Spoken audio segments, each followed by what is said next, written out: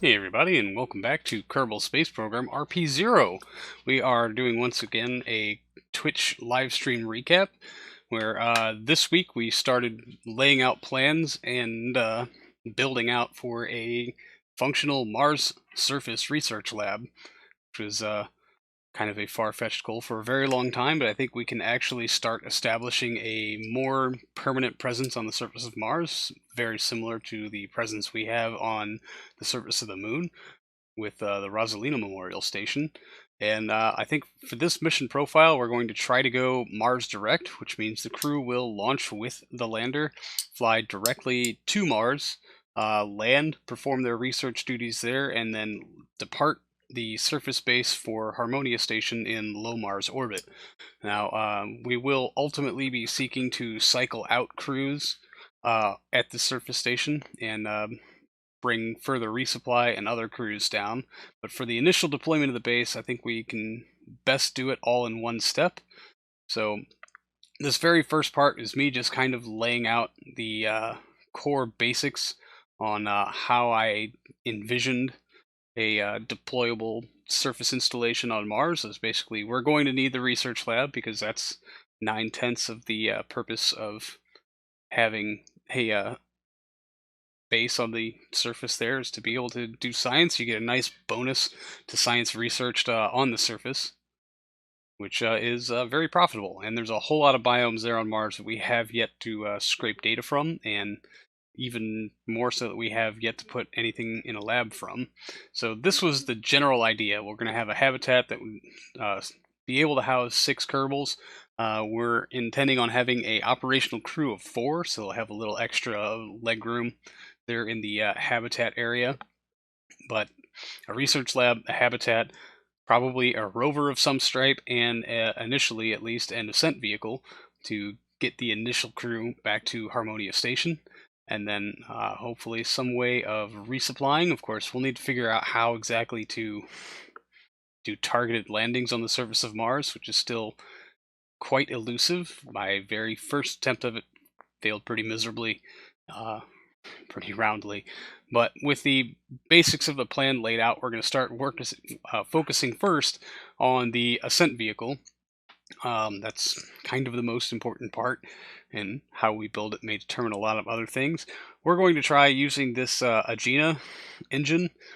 Upgraded, it has 15 ignitions and pretty good ISP and better thrust than most of the AJ10 series, for which it would be competing, or the Astrus engine also. So it is a pretty good choice. It's just it loses a lot of its ISP in the atmosphere, but thankfully Mars doesn't have much of one. So I don't think that'll actually be a limiting factor. We just need to make sure that we can get enough delta V out of it to get the crew safely into orbit. Even if we're a little light, we have other means of getting them back to Harmonia. This lander is not intended to be reusable. We'll basically get it to Harmonia Station and then deorbit it. My real hesitation with using these engines was the fact that they take a completely different fuel type that we have used on anything else. Pretty much everything in orbit of Mars is burning aerosine and nitrogen tetroxide, and these are red fuming nitric acid and monomethylhydrazine, I believe.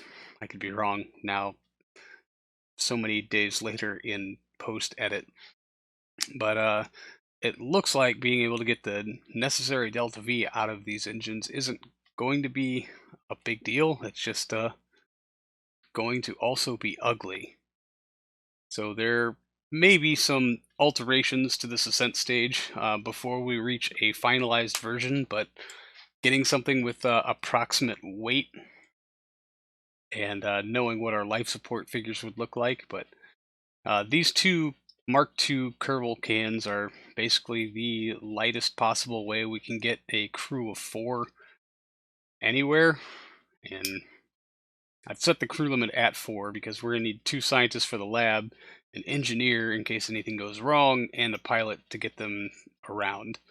So our bare minimum crew complement will always be 4. But now that we've got this built, we need to make sure our tank types are appropriate and that, I don't know, this whole thing will work. So we're going to take it outside, and I'm going to turn you over to Old Me. Okay, I was like, what? Oh, good. I love it when my launch clamp is inside my vehicle. Throttle. Ooh, let's not do that. All right, we're running. Fantastic. They light. RCS. All ports firing. Excellent. Oh man, these things are terrible in our super thick atmo. Alright, VAB. And with at least a small semblance of an ascent stage built, we can start to more accurately try to hone in the delta V requirements at least, and get some kind of finalized shape here, and try desperately to make it not quite so ugly. I'm personally very unhappy with the ascent stage as it sits by the end of this episode, and we'll probably be going through and giving it at least another couple of passes, trying to shore up the design a little bit and come to something that where we can both have all the necessary equipment and Delta V figures, but still have something that looks presentable, or at least somewhat presentable. Although now that we've got a rough figure on the Delta V estimates, or the fuel tank sizing for the Delta V estimates, it's time to flush out the thruster complement and get solar panels attached to it. So it is going to be in space for at least a couple of days, or I guess at most a day or two, while it tries to dock to Harmonia Station. We will be giving it independent comms, because that's just kind of a nice thing to have. And well, we've gone from 2 Agena engines to 3 to get our necessary thrust to weight ratio that will get us off the surface of Mars and into the air, hopefully. More testing will be conducted on this ascent stage, but like I said before, I'm not exactly happy with it aesthetically, so I will be redoing a lot of it. So there's not a whole lot of point in spending a lot of time with it, when really the most important part is going to be getting the structure of the surface space figured out. I would rather build the ascent stage around the service installation than the service installation around the ascent stage, just to be fair. But we're going to need a fairly large base, and to this base will be, or like base plate, we will be attaching engines and descent hardware, as well as the vast majority of the structure of the base itself. That large plate we just built is going to be the primary life support container, and I don't know, we'll be spending a lot more time than is actually necessary building out a lot of the life support things. But the first step here is going to be getting the mobile lab part attached and situated. Of course, it won't attach radially, so we need to attach it like this and then slide it down and out. We will give it a little bit of a tilt so that we can tuck it in a little bit and try to get as much clearance out of these things as possible. A little bit cheaty tucking it into things, but I don't know. I'm not that concerned with it. I think it's going to do just fine. So there's that. Yeah, and then we're just going to try to tuck it in as much as possible, just to clear those engine bells as much as we can. And then we're going to basically do the exact same thing over here with the habitat. Again, this has room for 6. We're looking at a crew complement of 4, so they should have some extra wiggle room. And that should also give us lots of room on the rest of this base plate for the other requirements that I have for this mission, namely a rover and some means of resupply, which either through docking port or KIS, KAS connectors, we'll figure something out there. But a lot of steps in testing have to be passed before we can get anywhere close to that. First step here is going to be to remove all containers from both the lab and the habitat module, and then refill them with just life support supplies, a little battery. I think the lab only has room for CO2 and oxygen. For some reason, it doesn't carry food or water. I don't know. I guess scientists don't get snacks when they're on the job. And of course, this connector container we can We're going to make most of it a battery, so we don't have to worry about transferring stuff around. But electric charge, lithium hydroxide, and of course a little bit of food, water, and oxygen, because why not? We can lock that tank so it won't be used until we're on the surface, just for the pure purpose of preserving our center of mass balance across the engines, which we will need to keep somewhat intact for our descent phase to avoid spinning out and piling it in the ground horribly. So now we're balancing the life support in the habitat itself, and just getting a even ratio of all the supplies here will give us a more accurate center of mass figure for our total duration. Life support pulls statistically evenly from all containers. So, yeah. While it's draining from containers on the right and the left, it should also be pulling from the, I'm trying to say it should stay balanced, was what I was getting at there. We're going to need to increase these containers a little bit out to try to balance out our center of mass, although, of course, since we are so far from a finished product, that will need many, many, many more rebalancing passes as we continue to add more superstructure and utility stuff to the base itself.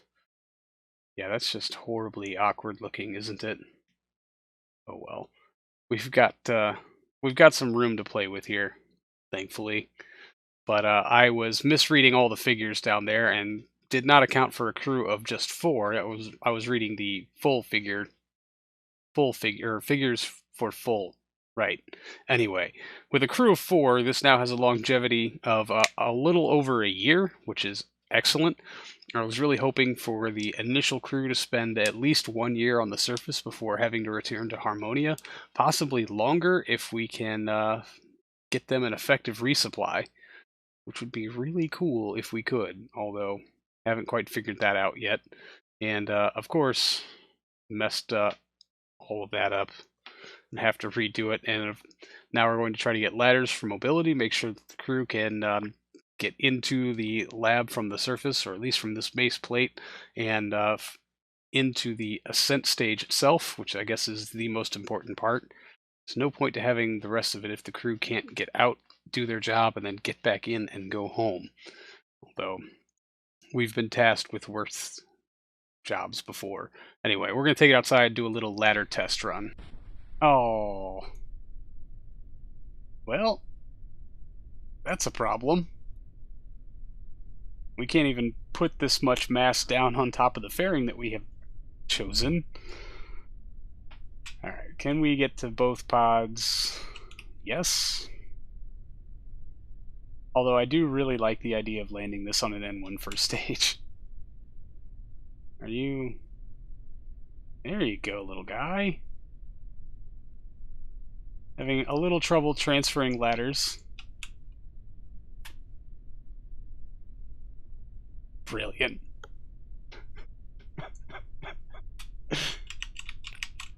Oh god, did we... Okay, good. Let's see, did we kill him? He didn't get back up. Grab. I'm outboard. Nope. Oh! Well, okay then. Yeah, I guess we need a ladder section up top here. Good job. Alright, let's... Seriously, dude.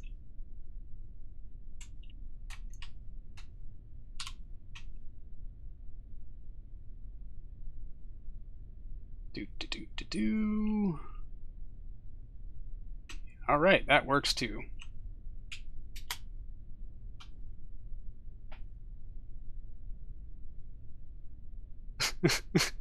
Yes, you shake your head in shame. That was real sad. You fell exactly 2 feet.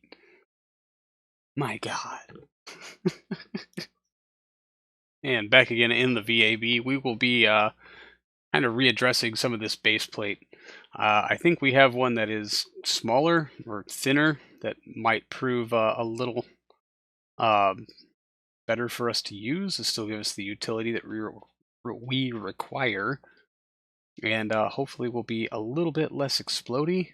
But also we do need to reposition some of our ladder bits, or add more laddery bits, so that we can have ladders that actually they can use to actually get places and not just fall off of things.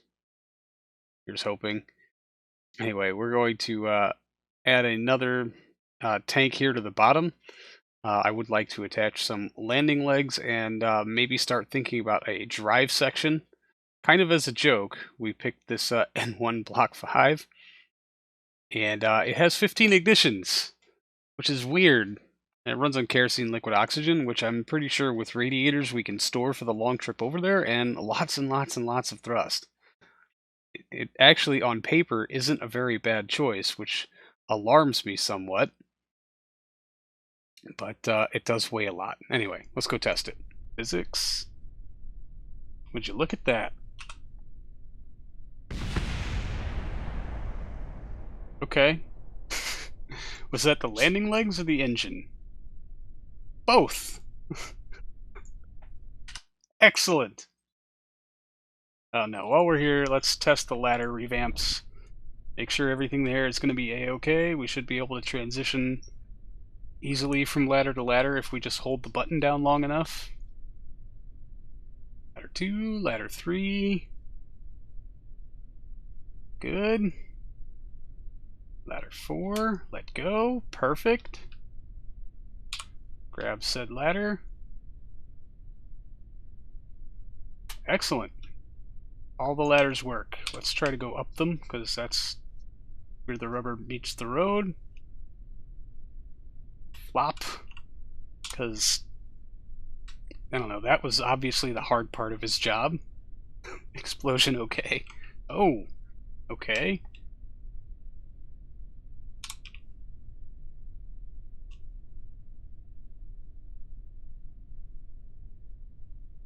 RTG's hot stuff. He found 5 cents in Pico. Let's F climb out. Yeah, that worked real well. Good job.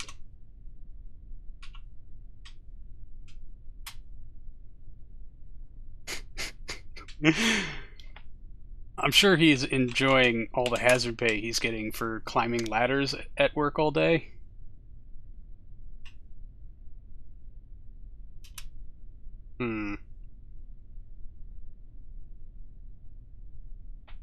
This is a problem, because if we can't get into the lander, we can't go home.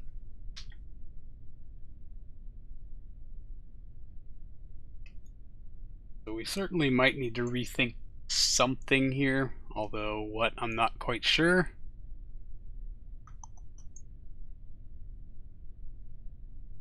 Dang.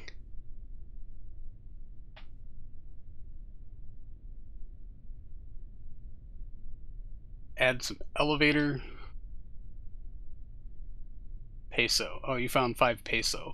5 cents in peso. 5 cents worth of peso. How much is that? In pesos. I don't know.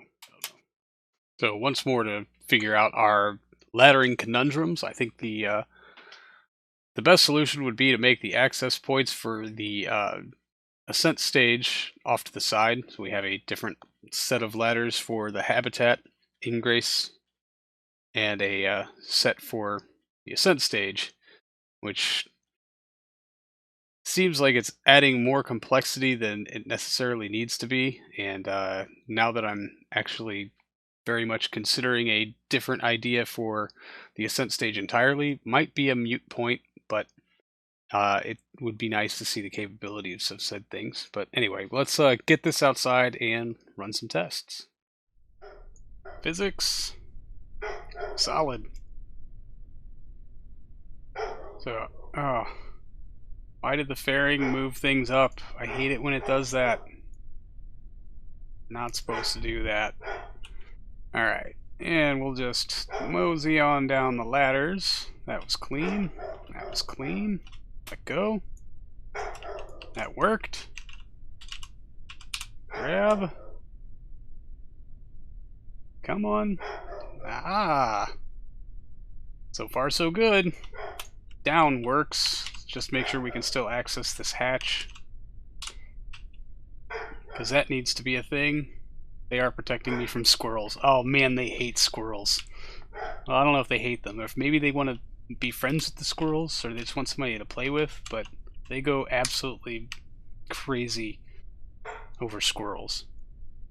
That's actually probably what they are barking at.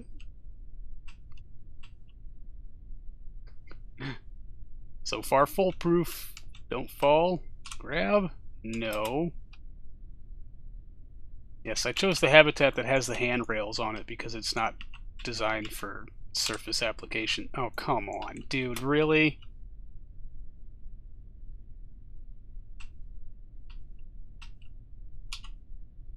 Well, this is an interesting dilemma. I guess we're gonna have to move that ladder a little further down. Dogs might sense the Kraken. We can almost stay... okay, so we can actually walk up a pretty good grade here. Oh, we step on the base of the ladder. Come on, you can do it. You can do it. You can do it. Yes. Aha! Success! One time your dog actually caught a squirrel, just had it by the tail. Oh, poor squirrel. So, there's one time one of our dogs, the older one, cornered a rabbit in the backyard of our old place. And, like, she just barked at it. She didn't know what to do.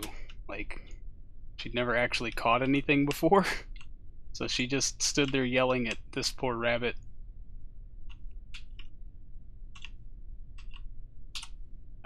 Alright. I don't like this because it's not a very surefire method.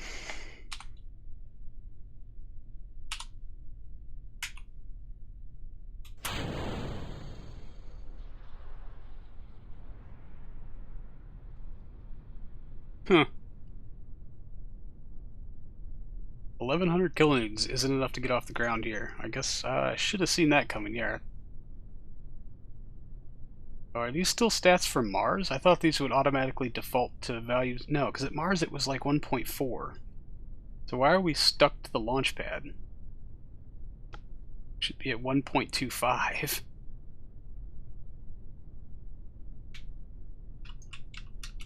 And do these engines gimbal?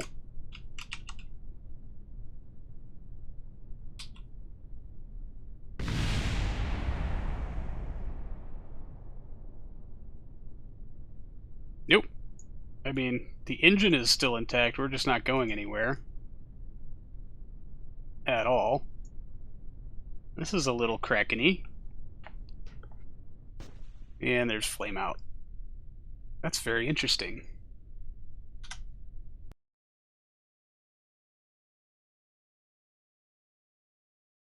Let's try to just launch this again.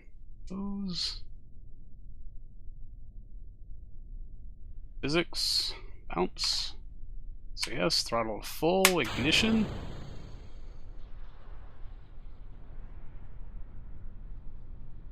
That's very interesting.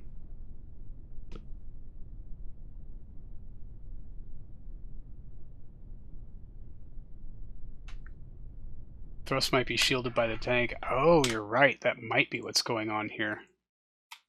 So we'll just drop inside very quickly, drag the engine down just a little bit, maybe a little bit more, and then run that test again. Oh! That was a much more energetic physics thing. Alright. Ignition on our engine. Ah, there's some motion. I don't think we have a gimbal. Because it's sure not gimbaling. Splash.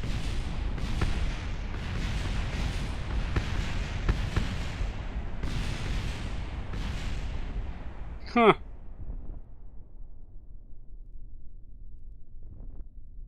Well, half the crew survived. New member of the family. It's called mission complete. We did not adopt a squirrel. Engine is a crash cushion like an Apollo 15.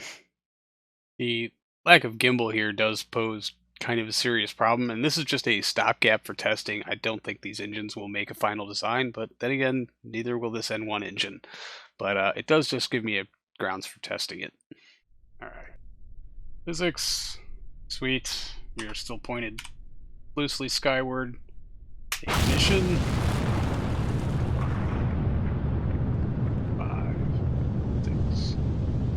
Yeah, that's a really long spool time.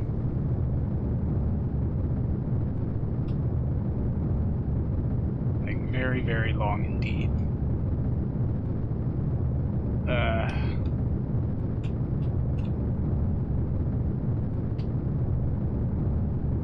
And also, it really looks like the effects for them are off. Yeah, no throttling. Which should almost make up for some of this stuff. Not really, though.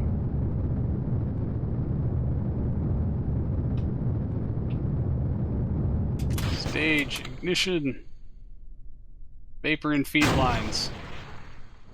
Oh, hey, we got them lit. That's good. Splash. That plume. Yeah, the center mass is still offset. We still need to do some balancing with that. Vert VAB. So the final decision was made to scrap that N1 engine. Despite it having 15 ignitions, it is just not going to work for these purposes at all. So the design team is currently pondering what engines to use. Not that one. Definitely not that one. Don't worry. We got a little goofy there, but there are still a lot of design elements to be incorporated into this. There are a lot of other questions that we have yet to answer. This is just a very, very rough prototype, and I look forward to seeing how this project in its entirety starts to evolve in the coming course. But that's going to do it for this episode, everybody. Thank you so much for hanging out. I really do appreciate it, and I will see all of you in the next one. So until then, see you later.